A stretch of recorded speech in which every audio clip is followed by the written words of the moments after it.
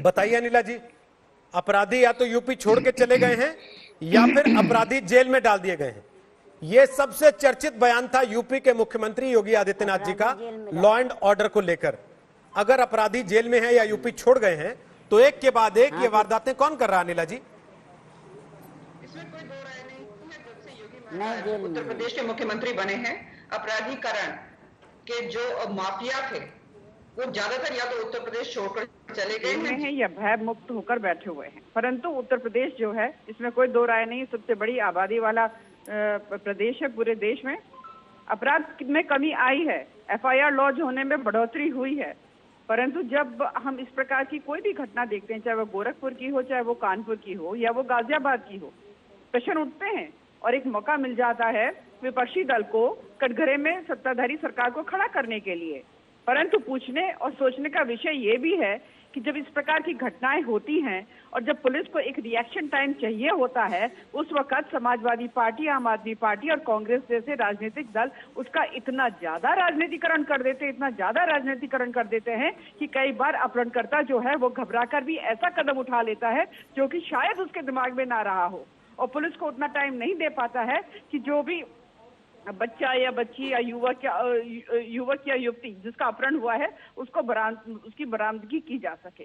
परंतु 2 या 4 केसेस को लेकर अगर आप कहें कि मुख्यमंत्री योगी आदित्यनाथ जी के प्रदेश में अपराधीकरण जो है वो तांडव कर रहा है, मुझे लगता है ये जाती अनिला जी, अपने गिरेबान में झांक कर लोग देख लें, दूसरों के ऊपर टीका टिप्पणी करने। अनिला जी, आप कैसी बात कर रही हैं? जो माँ बैठी है साथ में जिसका बच्चा मर गया, आप उससे कह रही हैं अपने गिरेबान में झांक के देख ले? जी नहीं, मैं राजनीतिक दलों के विषय में कह रही हूँ, माफ कीजिएगा, आप मेरी शब्दों का दुरुपयोग ना करें। मैं यहाँ पे राजनीतिक दलों के विषय में बात कर रही हूँ, मैं आपको नहीं, आप या मैं जो परिवार है, पीड़ित परिवार है, ना मैं मीडिया को कुछ कह रही हूँ ना मैं पीड़ित परिवार को कुछ कह रही हूँ। जो पीड़ित परिवार आपकी बातें सुन रहा है, कम से कम 2 सांत्वना के बोल उनके लिए बोल देती कि उनकी माँ को थोड़ी तसल्ली हो जाती कि सरकार की तरफ से कोई बैठा है और जो कह रहा है कि हम तुम्हारे साथ खड़े हैं।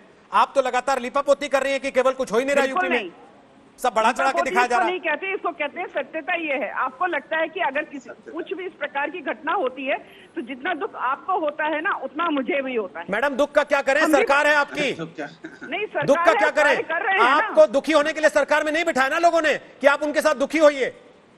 क्यों अपनी सारी मानवता जो है ताले के अंदर बंद करके रख दें क्या? देखिए, ऐसा है कि कोई भी तो ठीक है, फिर सारे दरी बिछा लीजिए और बैठ के मातम मनाइए, बजाय इसके कि आप उनको ये भरोसा दें कि हम हैं और हमारे होते हैं, ऐसा दोबारा नहीं होगा। के लिए रोहित सरदाना जी आपके चैनल पर भी 2 बैठे हुए हैं, परंतु सत्यता ये है कि पुलिस जो है कार्य करती है। अगर कुछ केसेस में विफल होती है तो आप उसको कटघरे में ना खड़ा करें कृपया करके, और ना योगी आदित्यनाथ जी के नेतृत्व पे प्रश्न उठा। अनिला जी, आपसे पहले मैंने यूपी के पूर्व DGP से सवाल पूछा, अगर आपको उनकी बातें सुनाई दी हो तो आपको नहीं लगता कि इंट्रोस्पेक्शन करने की जरूरत है? पूरी पुलिस व्यवस्था को आपको दोबारा से जांचने परखने की जरूरत है? जब गोंडा में बच्चे को, जो कि प्रोफेशनल किडनैपर्स ने उस किडनैप किया था, अपहरण किया था और पुलिस ने बरादरी की थी, तब तो पुलिस की तारीफ हुई, प्रशंसा हुई। नहीं, उत्तर प्रदेश की पुलिस बहुत अच्छा काम कर रही है। देखिए, कोई भी पुलिस, आप विक्रम सिंह जी जो है बहुत अच्छे पुलिस अधिकारी रहे हैं, सुपर कॉप रहे हैं, मैं इनका बहुत ज्यादा सम्मान करती हूँ, परंतु कोई भी पुलिस जो है वो क्या ये चाहेगी कि उसके क्षेत्र में जो है इस प्रकार का अपराध हो और अपराध ही ना हो, हत्या भी हो जाए? ये सोचने वाला विषय है। कौन पुलिस चाहेगी? तो अनिला जी, सोचने वाला विषय सरकार के लिए है ना कि पुलिस की टीम जाती है एक अपराधी को पकड़ने, अपराधी को पुलिस से पहले पता रहता है, पूरे थाने के लोगों की जानकारी उसके पास रहती है, वो असलाह तैयार करके बैठा होता है और 8 पुलिस वालों को मौत के घाट उतार देता है। इतनी हिम्मत अपराधियों में, और फिर आप कहते हैं कि नहीं हमारे यहाँ अपराधी खौफ में है, या तो छोड़ के भाग गए हैं या फिर दुबके हुए हैं।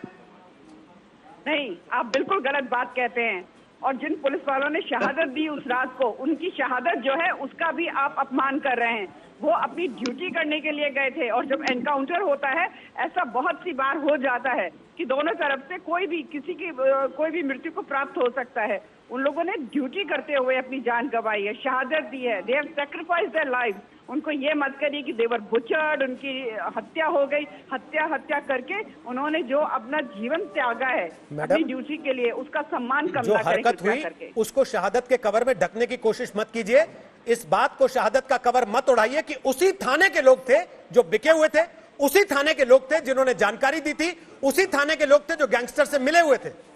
तो उन जो 2 या 4 लोग मिले हुए थे, उनकी वजह से सारे पुलिस को आप ये कह देंगे कि आप मैडम 200 पुलिस वालों की कॉल डिटेल आप ही की सरकार जांच करवा रही है, मैं नहीं करवा रहा हूं, कोई न्यूज चैनल नहीं करवा रहा।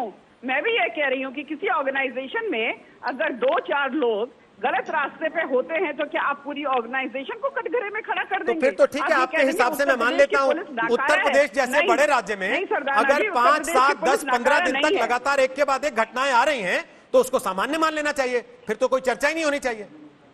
कितने थाने हैं सरदाना जी, आपको पता है? नहीं, मैं कह रहा हूं ना, फिर तो यूपी में क्योंकि बड़ा राज्य है अनिला जी, तो आपके हिसाब से लॉ ऑफ एवरेज लगा के ये मान लेना चाहिए कि कोई बात नहीं है, तो कुछ नहीं है, नगण्य है, ये तो फालतू की बहस है। नहीं, फालतू की बहस कुछ नहीं होती, फालतू की बहस तो होती ही नहीं है। अगर बहसें नहीं होंगी तो आपके इस वक्त कार्यक्रम में मैं भी नहीं बैठ रही होती। बहस करिए, बहुत अच्छी बात है, बहस होनी चाहिए, डेमोक्रेटिक सिस्टम में बहस करना बहुत अच्छी बात है।